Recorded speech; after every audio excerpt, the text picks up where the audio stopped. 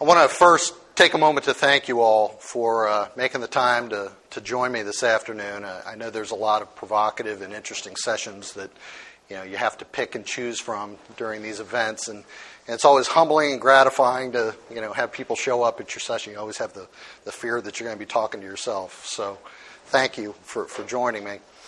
My name is Jon Revelos. I'm the Vice President of Instructional Design for Enterprise Learning with Bank of America. But the presentation and the content that I'm going to walk through today really has as much and as little to do with financial services as it does any other industry.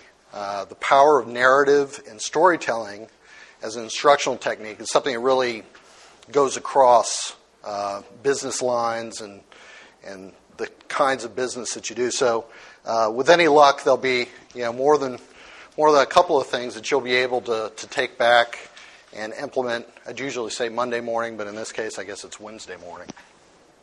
So seeing that this is a presentation about storytelling and the power of narrative, I figured it would probably be appropriate to start with a story, right? So there's an old tale of a student and his wise master and how they studied together for years. And day after day, month after month, year after year, the student would trek up the hill to go study at the foot of his master. And his teacher was very interesting in that he very rarely spoke of the subject of the day directly. He instead chose to do his instruction through stories. And so one day, after the master had finished yet another tale, the student gathered his courage up and finally decided to kind of confront his teacher.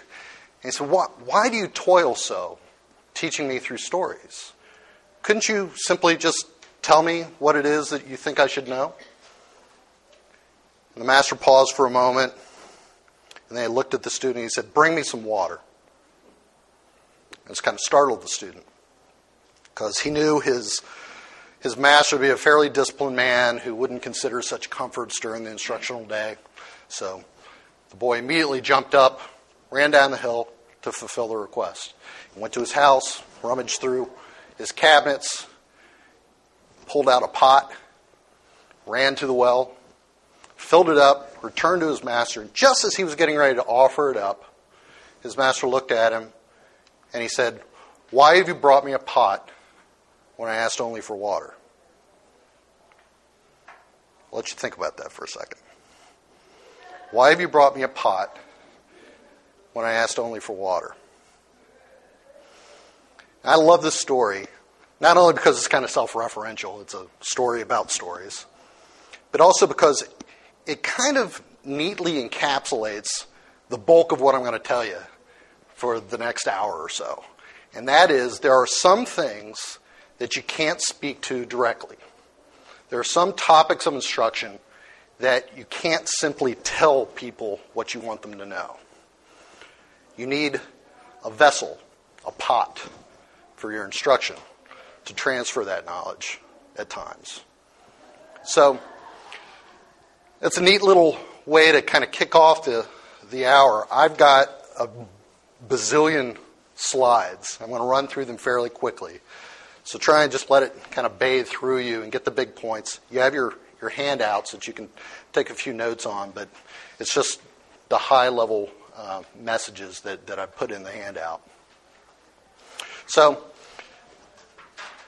the real problem that I see kind of kicking this whole concept off in my mind is that the learning community is constantly being challenged by higher-ups to make our instruction more effective. What more effective means is kind of in the eye of the beholder, right? And of course, you never get more time and you never get more budget. You just have to make it better, right? So this presents a bit of a problem for us. And so we're constantly being challenged to come up with new solutions to old problems. And when you're put in a situation like that, more times than not, what you're going to fall back on is that which is tried and true, right? I'm going to think about, what did I do last time for that other course that seemed to go okay? I'll just do that again, maybe update the logo and change the colors, and cross my fingers that it's going to work.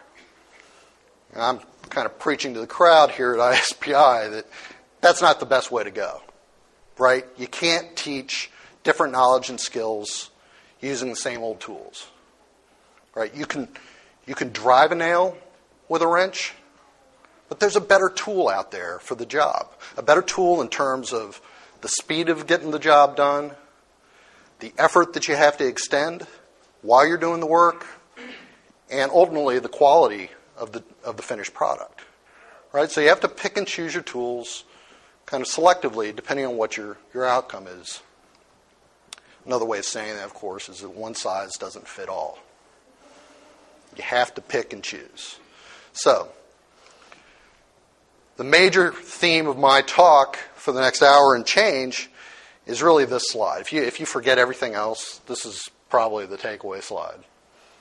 And that is, if you incorporate stories and narrative into your instructional designs in a purposeful way, you're going to see a great payoff in the three legs of good design, good instructional design. That is, does your audience get what you're talking about? Do they comprehend it? Are they going to be able to remember it beyond the closing of the session? And then ultimately, most importantly, are they going to be able to apply whatever you've taught them at the moment of need? Comprehension, retention, and application. That's what we're shooting for. And if you're coming up short on any one of those three criteria, there's room for improvement, right? Storytelling is a very unique and powerful tool that I think will be able to hit upon all three of these legs. Okay, so with the rough agenda we'll run through, somebody will probably have to keep me on time, is that we'll start off with a little bit of background and history, the what and the why of storytelling and narrative. Take a little break for some discussion, and then we'll move into the more pragmatic and the more, what you can do Wednesday morning, when and how. Okay? Does that work? Everybody nods. Just don't let your chin go down into your chest and go to sleep. Okay, so kick off with the what and the why. Stories have been around for a very, very, very, very, very long time. Written history is relatively young. Probably, depending on who you talk to, 8,000 years. Everything that predated written history, written language, all the communication and knowledge sharing and lessons about life and what to do and how to get away from the woolly mammoth is told through stories. People sat around campfires, people painted pictures on walls. Stories are the foundational element of how we communicate information from one to another. It's been around for a long, long, long, long time. Okay? Here's a neat quote that I ran across that really resonated with me on this point. That the story from Rumpelstiltskin to War and Peace is one of the basic tools invented by the human mind for the purpose of gaining understanding. There have been great societies that didn't use the wheel. There have been no societies that didn't tell stories. It's part of who we are. Arguably, it's kind of part of our DNA, right? So you've got a situation where you've got an instructional technique that's been around literally for millennia. Tried and true record. You know it works. We all know it works. But the second I get up in front of corporate audiences and I start saying, I'm going to talk to you about storytelling, I'm going to talk to you about narrative, I get snickers and rolling eyes, kind of embarrassing shifts in the seat. Well, why is that? We know it works, and yet we're immediately uncomfortable when we start talking about it in pragmatic terms. The best I can tell is that it's an argument that we have amongst ourselves about that which is quantitative, that which is qualitative. Right? Business schools across the country have a long history of adding to this problem. They indoctrinate into their students. Every MBA student in the world comes out of their program with an attitude that that which is analytical is good, that which is anecdotal is bad. Right? It's soft, irrational thinking. It's what you want to move away from. You want to stick with the stuff that you can put in a spreadsheet and do sums and totals and averages, right? This is a point that Steve Denning made in a couple of his books about storytelling. He said that this kind of mental culture permeates the way we approach things in business, because MBA students leave school, right? And they get into the corporate world and they take their preconceived notions about things along with them, and then they manage their people and they model their boss's behavior and attitudes. So you see things like the way we approach problem solving being very analytical and logical. Right? You got the problem, you analyze what's going on, you figure out the solution. The way that we approach leadership and communication within organizations, very top down. The person high up the ladder says, this is what we're going to do, get on board or get off the boat. Right? And generally, when they're communicating their big plan about what's going to happen in the next year, they don't speak about specifics, they talk about abstractions. Talk about big themes, big ideas, right? The problem with this kind of philosophical approach is that it completely ignores the fact that the people on your team are people. They're humans. They have motivational issues, they have engagement issues, they have emotional issues that you need to pay attention to. You aren't employing a bunch of automatons, right? They aren't robots. They're people. So instead of turning a blind eye to it and wishing that wasn't the case, why not embrace it? Try and figure out a way to leverage it to our advantage. So let's take a second and think about your first kiss. All right? The second I say that, the second I put the slide up, I get little smiles across in people's faces. Now, from the moment that I put that up there, how long did it take you to recall that event? How many people, A, just right off the bat? B? I don't know if I want to ask about C and D. Maybe. Maybe not. But the point here being, here's an event that, A, I'm assuming happened a little while ago. Right? This wasn't something that happened last weekend or last month or even last year. We're talking about an event that happened decades, multiple decades ago, more than likely. And I also assume that it isn't anything that you've been thinking about recently.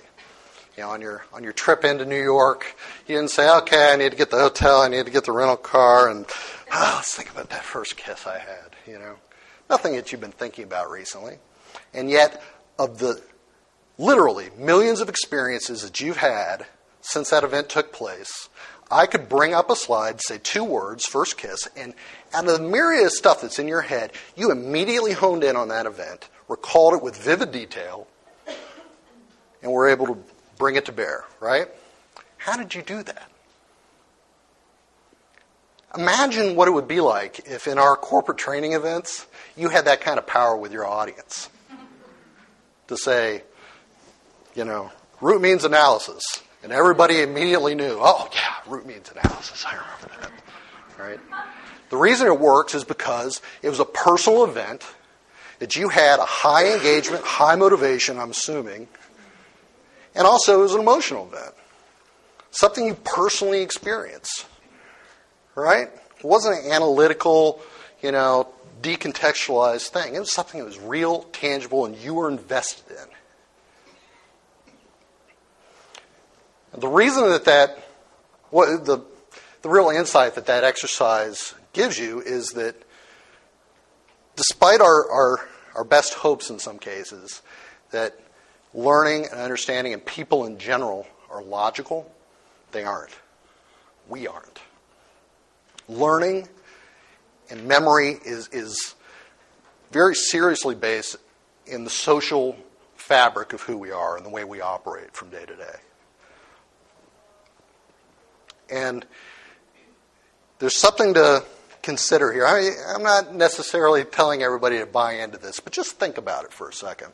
The favor that we do as instructional designers is to take some big, complex, knotty issue, and we do our learners the favor of breaking it down, compartmentalizing, chunking, ordering, sequencing, teaching the basic stuff, teaching the intermediate stuff, teaching the advanced stuff.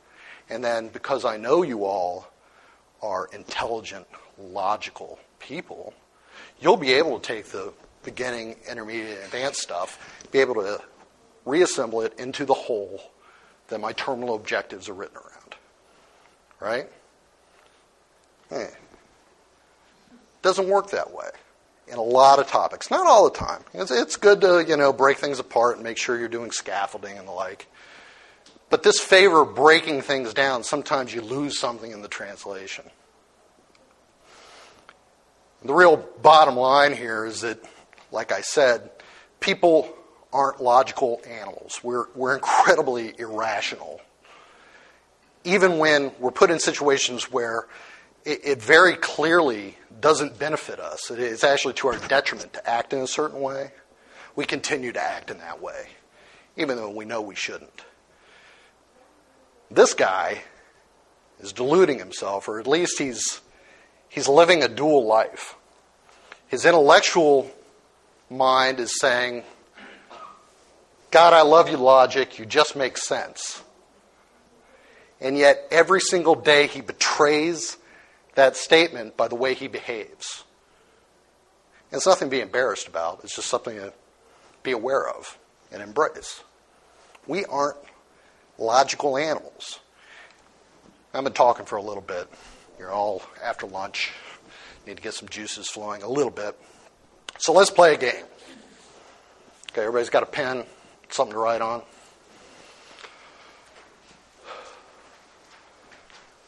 What if I put up 4 cards, and they had letters on one side, numbers on the other, right? And on each card, like I said, they have letters on one side, numbers on the other. And if I made a statement like, if a card has a vowel on one side, then it has an even number on the other side. Pretty clear instructions, right? Vowel on one side, even number on the other side. Which cards would you have to turn over in order to tell me the truth or falseness of that statement? Okay, I'll give you some choices. I'll give you about 15 seconds. Okay?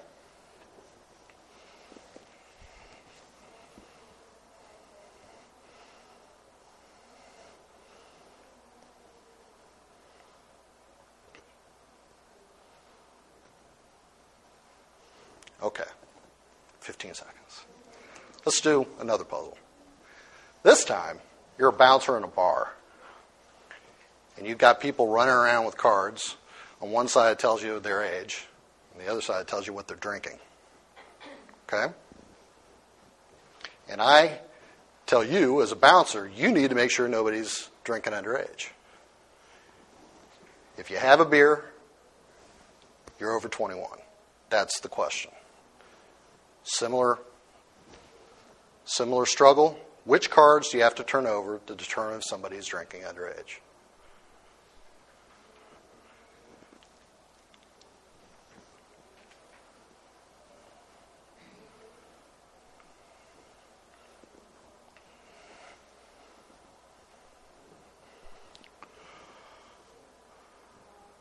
Okay.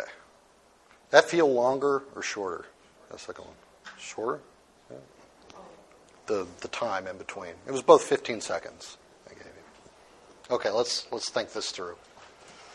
If a card has a vowel on one side, then it has an even number on the other side. Everybody immediately knows, okay, you got to turn over the E card, right? Turn that over, and it's got an odd number on the other side. The gig's up. Everything's done. You know it's false. Likewise, nobody has any trouble realizing you can forget about the K card. We didn't say anything about consonants. Who cares what's on the other side of the K card? The struggle comes from the numbered cards. Most people make the mistake of picking the 4 rather than the 7. Now, I'm not going to put you on the spot and ask you to tell me if you made that mistake. But the problem is people make what's called a confirmation error. They say, if A, then B. Well, that means if B, then A. And that's not true. In order to find the falseness of a if A, then B statement, you have to find an example of A and not B. The only card up there that has a not B, a non-even number, is the 7. Right? You turn over the 4 and it's got a consonant on the other side. That doesn't tell you anything because the rule doesn't say anything about what's on the other side of consonant cards. Now the other puzzle, people tend to have an easier time with. They immediately know, okay, you got to check the beer. Whoever's drinking a beer has got to be over 21. Also, no problem with the soda. Anybody can drink a soda. When you get to the numbered cards here, people don't have the same kind of struggle. They immediately say, oh, well, you got to check the 17-year-old. 25-year-olds can drink whatever they want. Right? You got to check that underage kid. 2 puzzles, similarly worded, exactly the same logic. Exactly.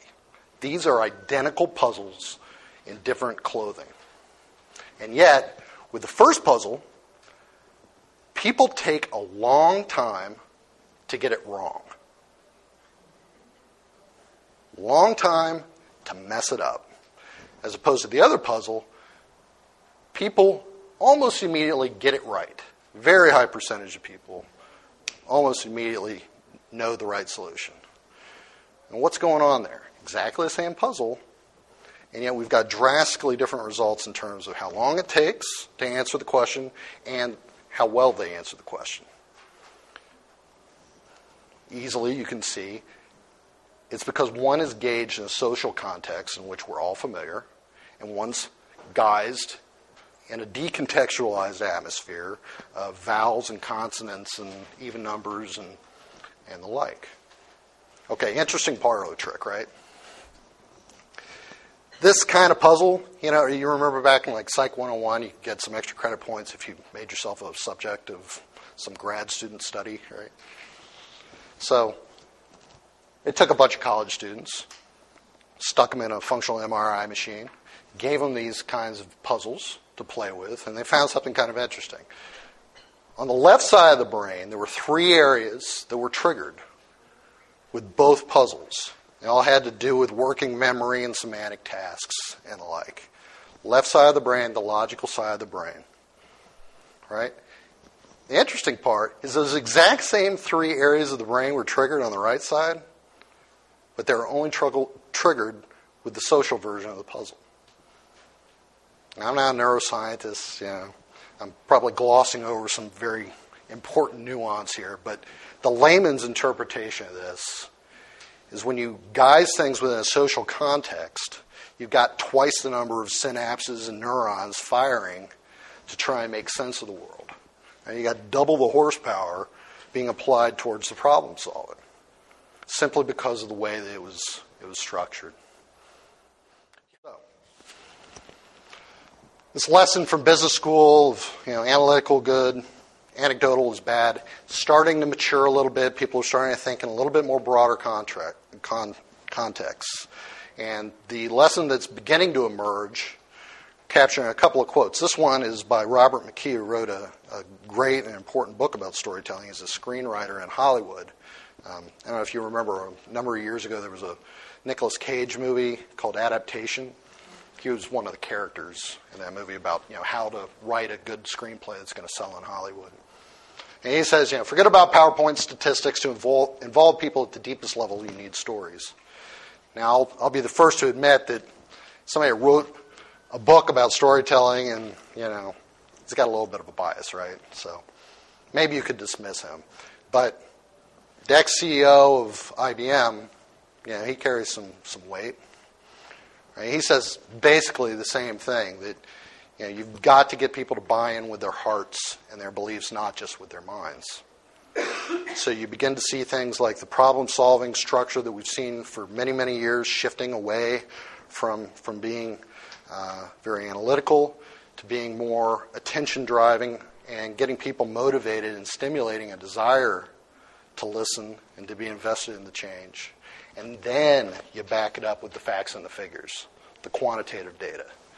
The leadership and communication styles that we begin to see are shifting away from this top-down command and control and abstraction-based communication style, and more towards a grassroots effort of engaging and enrolling people through the use of stories and narrative.